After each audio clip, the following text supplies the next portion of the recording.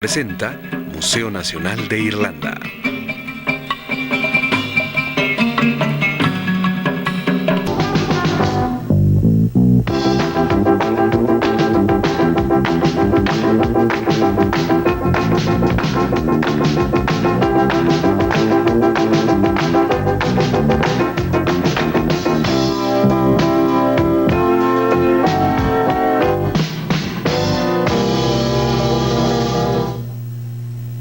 En 1945, el mundo se lanza a las calles a celebrar el fin de la Segunda Guerra Mundial y la victoria final contra el fascismo. El pueblo británico, que durante 6 años enfrentó la amenaza de una aniquilación total, se reúne jubiloso frente al Palacio de Buckingham y las oficinas de gobierno para volver a demostrar su solidaridad y entusiasmo frente a un Churchill que, a pesar de todo, ha tenido que ceder el gobierno a los laboristas.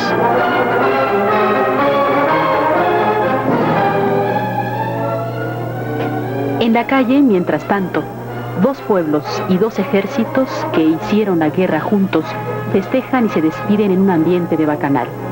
La presencia estadounidense en Gran Bretaña no estuvo exenta de roces, pero ahora todo parece quedar atrás ante la explosiva alegría provocada por la victoria. Los Estados Unidos celebra su segunda participación con éxito en un conflicto mundial y el regreso de miles de combatientes que habían sido enviados a todos los rincones del globo. Y los franceses, por supuesto, tenían también sobrados motivos para salir a las calles como no habían podido hacerlo en los años de la ocupación y el gobierno de Vichy. El pabellón galo ondeaba nuevamente, puesto en su sitio no solamente por los aliados y las fuerzas de Gaulle, sino también por los millares de franceses y españoles que combatieron en la resistencia y fueron víctimas de las peores atrocidades de los nazis.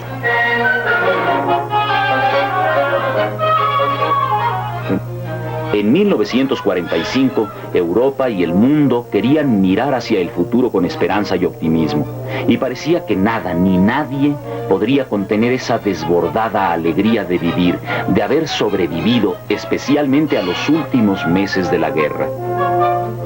El ataque final contra Alemania, desde los frentes occidental y soviético, se había topado con una inesperada resistencia de los nazis, que echando mano de adolescentes imberbes, intentaban mantener con vida sus sueños de grandeza. Los soviéticos realizaron un contraataque que duró 1 año y medio, el mismo periodo que los alemanes tardaron en llegar hasta las puertas de Moscú y Stalingrado. Para 1944, las fuerzas aliadas habían tomado el control de los mares, lo que les permitió consolidar su posición en Gran Bretaña y desde ahí proseguir a la invasión de los territorios ocupados.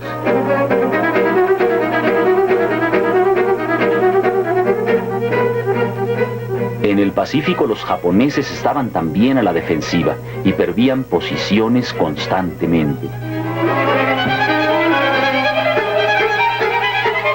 Los Estados Unidos proseguían con sus bombardeos estratégicos de Alemania y Francia como respuesta a las siniestras B-1 y B-2, las armas de venganza diseñadas por Wernher von Braun para Hitler, que asolaron las ciudades británicas durante los últimos meses de la guerra.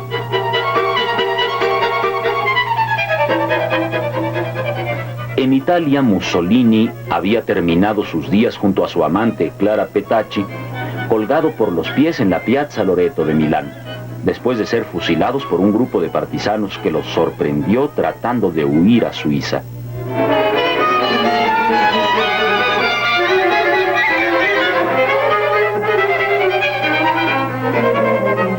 Con la caída de Italia y el fortalecimiento de las posiciones estadounidenses en el Pacífico, el siguiente paso era lograr lo pactado por los aliados en 1943, la rendición incondicional de Alemania.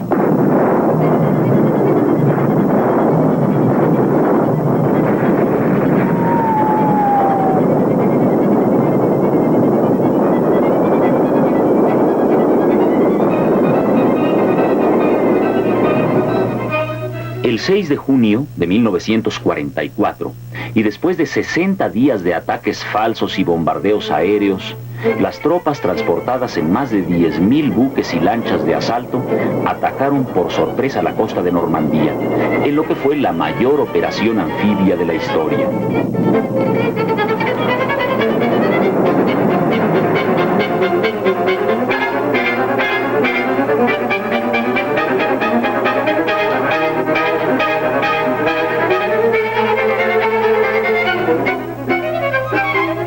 El día más largo, el día D, abrió las puertas para la victoria aliada, pero aún habría de pasar más de un año antes de obtenerla.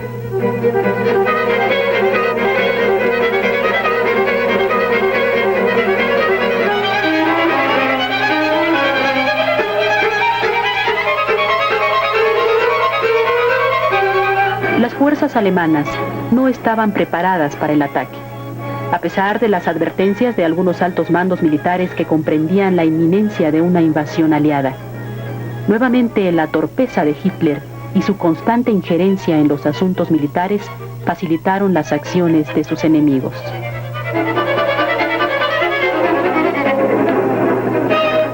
A medida que los aliados avanzaban hacia Berlín, la realidad del Tercer Reich se hacía cada vez más clara para el resto del mundo, que supo azorado de los descubrimientos en los campos de concentración liberados por los soviéticos y estadounidenses.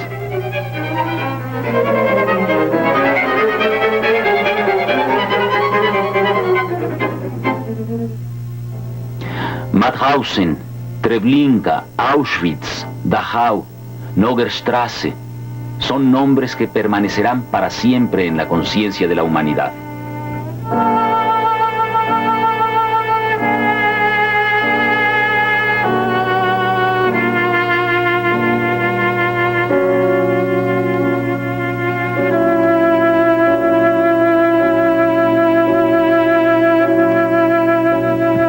Para mayo de 1944, los soviéticos habían liberado todo su territorio, aún antes de la invasión a Normandía, y 3 días después del día D, continuaron su avance hacia Alemania.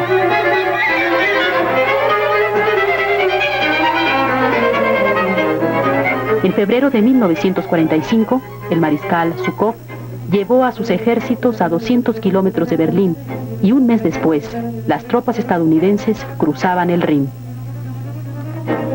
La última batalla de Berlín se libró casa por casa, mientras los aliados vencían la resistencia de los últimos niños que el delirio nazi había habilitado como soldados. Finalmente las tropas soviéticas llegaron hasta las ruinas del búnker de Hitler, donde encontraron los cadáveres calcinados del Führer y su esposa de un día, Eva Braun. El Tercer Reich había terminado.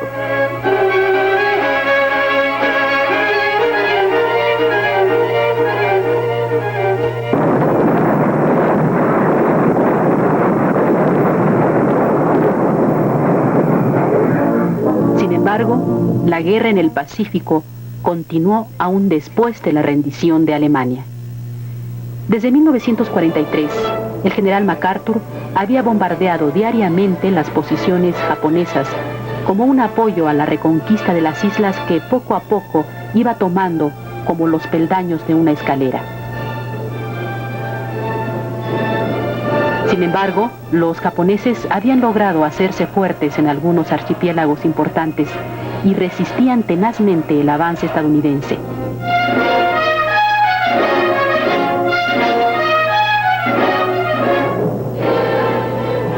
El Imperio del Sol naciente sobreviviría durante 3 meses a sus aliados alemanes, escamoteándole la victoria al propio presidente Roosevelt.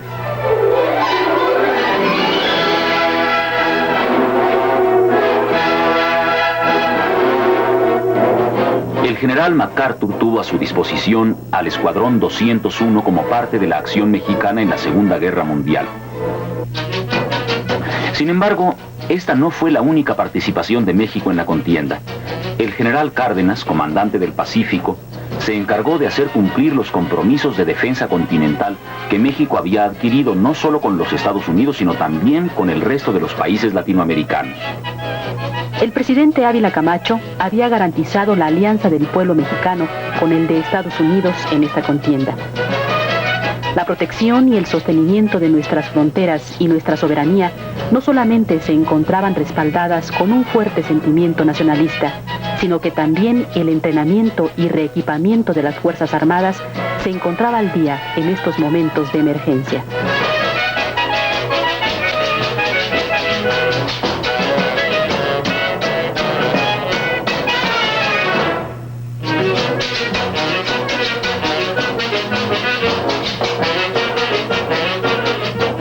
Afortunadamente, el fin de la guerra se celebró en México sin que su territorio, sus fuerzas armadas ni su población se vieran afectadas severamente. El mes de la patria del año de 1945 vio a nuestro país salir airoso de la más grave de las contiendas que ha sufrido la humanidad.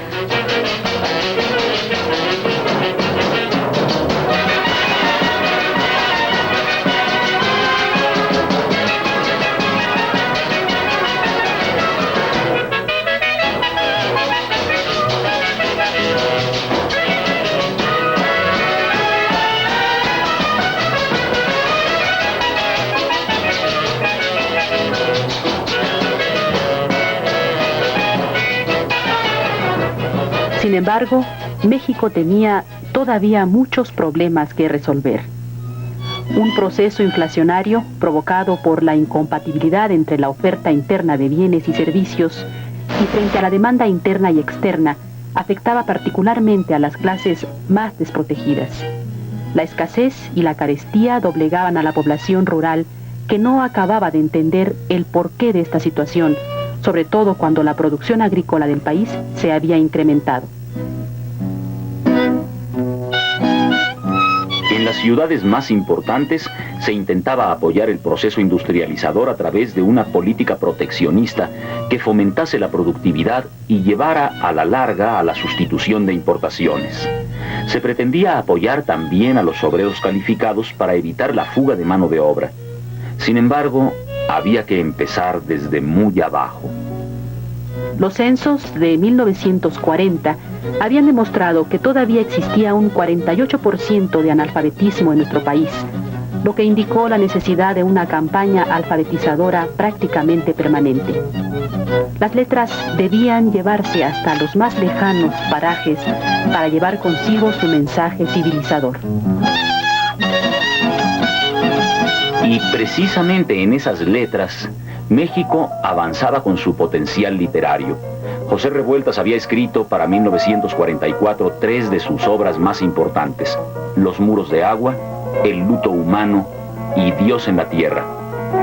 Salvador Novo y Carlos Pellicer, Antonio Caso y Leopoldo Sea también se encontraban por aquellos años en plena producción literaria y ensayística.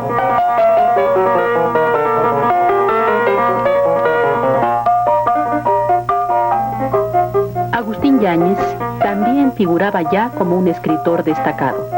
Su Archipiélago de mujeres se había publicado en 1943.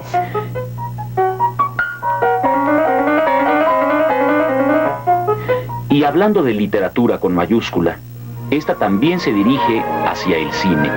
En 1944, Roberto Gabaldón lleva a la pantalla la célebre novela de Vicente Blasco Ibáñez, La Barraca, que, aunque se sitúa en 1880 en la provincia española de Valencia, presenta un problema muy bien conocido en América Latina: la lucha contra los caciques y acaparadores de la tierra.